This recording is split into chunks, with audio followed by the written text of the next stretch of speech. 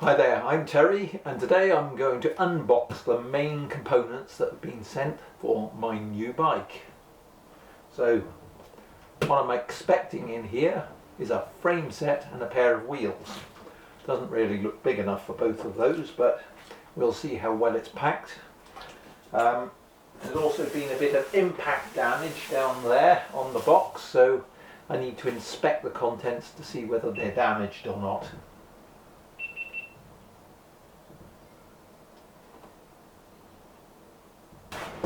So let's open it up.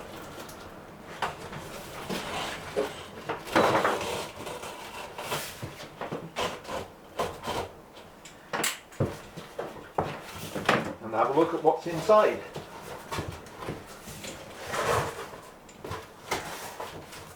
I think I can take the dark glasses off now.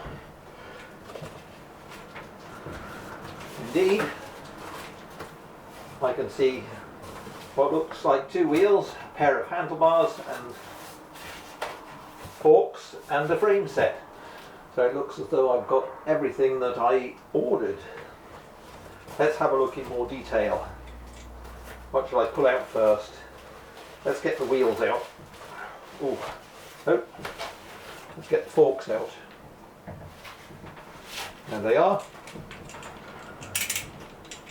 I'll put those to one side for now. And then I'll take the handlebars out. These are a one-piece integrated handlebar set.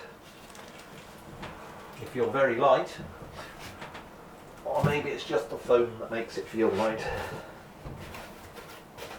Right, one of the wheels comes fairly well packaged in this foam. There we are. It's a wheel, carbon fibre rim, should be about 50 millimeters deep and about a 28 millimeter section. I'll look at that again later. Quality looks reasonable. These are disc specific wheels, and they have tubeless compatible rims.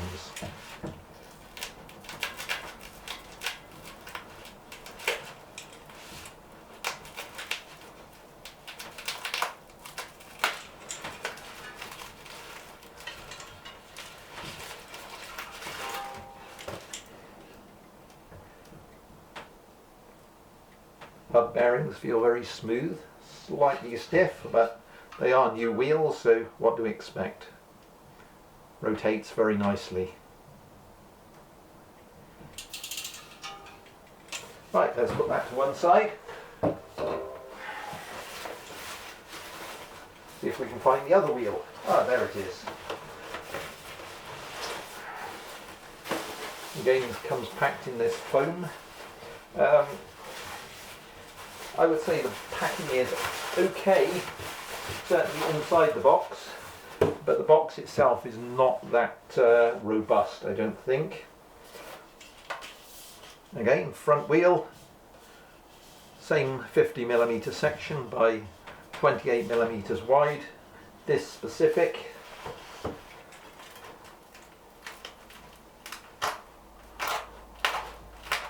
I think they may have taken some liberties with the packing in order to get both the wheels and the frame in the same box.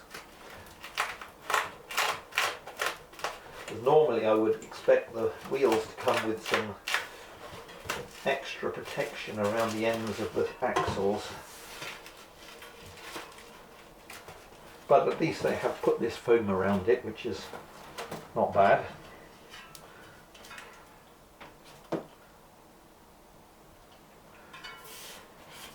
.12mm through axles, front and rear. Okay, let's put that to one side. Just have a little bit of a tidy up. See what else we've got in here. Ah, there's a frame. Just what I was expecting. Take that out. seems to have a fair amount of padding around it. I just put the box to one side. Oh. Let's take it out right out of the way, and then I'll use that to put the foam in while I cut off the frame. We've got something else here. That's probably the seat pen. So when I bought it, I bought a full frame set that comes with frame, forks, seat pin and handlebars. Seat pin, well wrapped, and there's a little extra package here that's probably got some of the parts in that I need, like headset, through axles, etc. I'll just put that down there, and where should we start? Let's start with the frame set. Going nicely, well wrapped, lots of foam around it.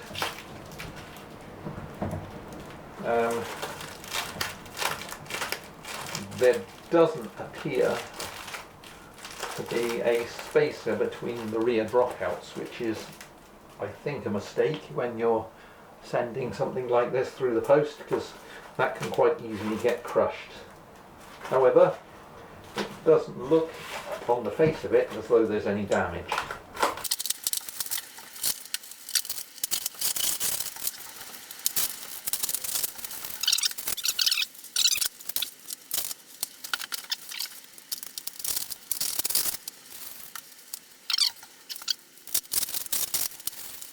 The tape has EMS written on it, and it has a nice picture of a leaf which suggests it's environmentally friendly. I'm sure it's not.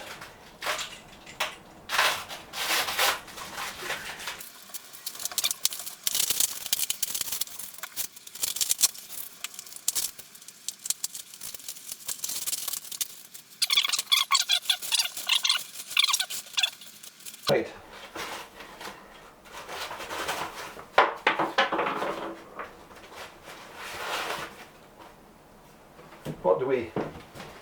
What have we lost there? Oh, it's just a little plastic cap that's used to protect the dropout. My earlier comment about not having a spacer between the dropouts was wrong. In fact, the through axle is in there, so that was supported.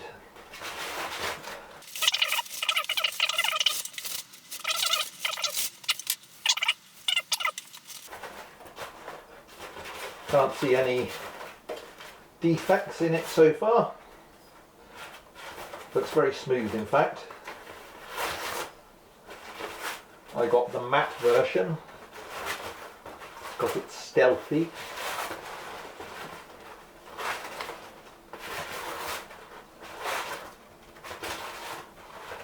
I should have got a gold frame, it would have been much faster, I suppose. That's a reference to my previous video on a golden sprocket. Mind you, that didn't work out too well. Okay, nice touches.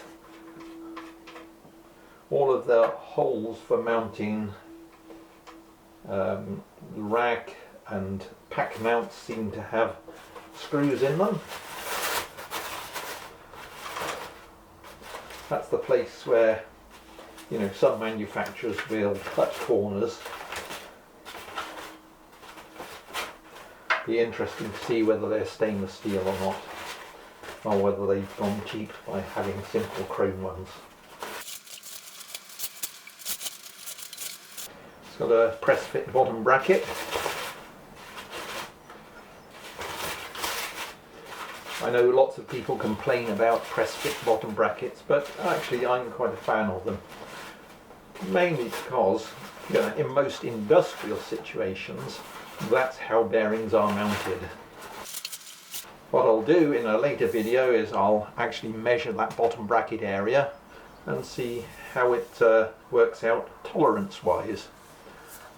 that will be a good indication of how well the frame is made, the manufacturing quality. In addition, I'll also have a good look inside the frame where I can to see if I can see if I can feel any defects or any problems that might have show themselves. So bagging issues, for instance.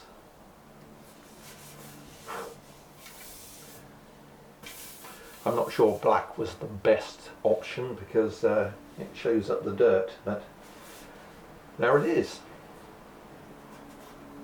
So far, it looks quite good. I can't see any problems or defects or something that might indicate the carbon has been laid up incorrectly or bodged.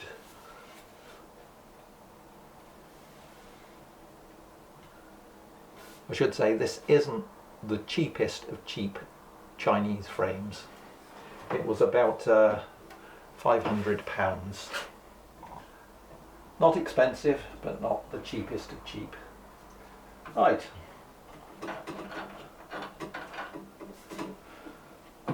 Let's put that on the rack and I'll clear up this stuff.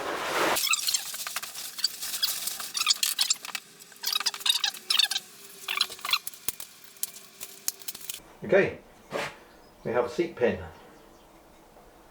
Again, looks good quality.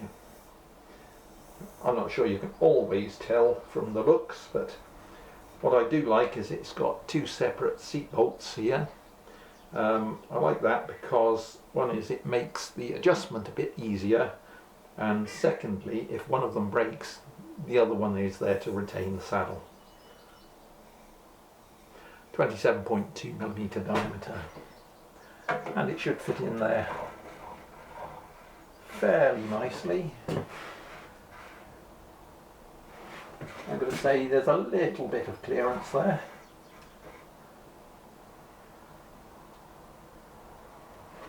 Probably a little bit more clearance than I would like.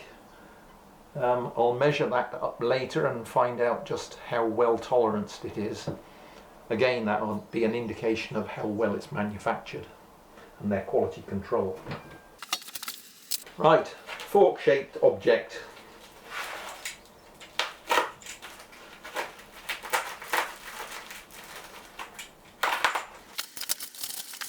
Again, the forks come with the through axle installed, which is good in that it protects the ends of the forks from crushing.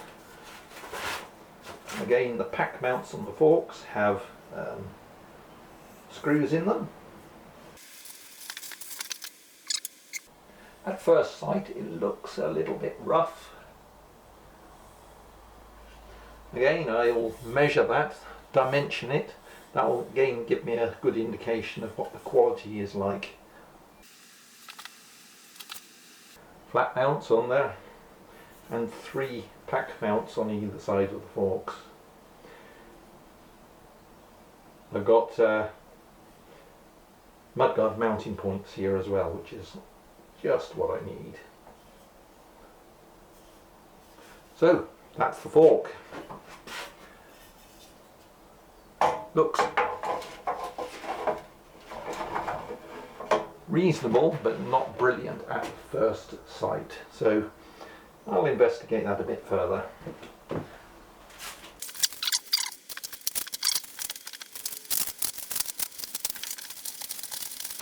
When I say handlebar, it's actually a integrated handlebar and stem.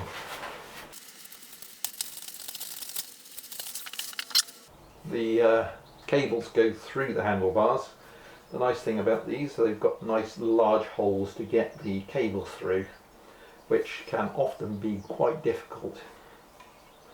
However, so far, again, looks smooth, quality looks, well, let's say not too alarming at the moment, and feels very stiff. although once I get it on the bike I'm sure I can give that a better test. Let's see if that fits on there, which it does, and it actually fits pretty well. And actually I've got a nice long steerer on there, which is something I want, because I like to have my handlebars relatively high these days. I don't want any of that slamming or stem. This looks nice. I hope it's a box of chocolates, except I don't eat chocolate. I'd have to give it to my wife. She would be pleased.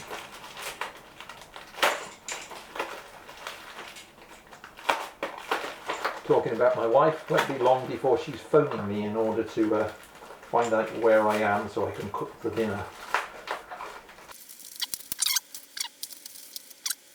So the stem has an expanding wedge to clamp it, not a traditional 2 screws to tighten up the handlebar, which I quite like. The expanding bolt, because it distributes the load a little bit better, or potentially does, depending on how well the components are made. And in here, hopefully I'll have a headset and a bottom bracket. Oops. Got a little plate here. Not sure what that's for, but I think it's probably something to do with the Di2 compatibility of the frame. I won't be using Di2. Right,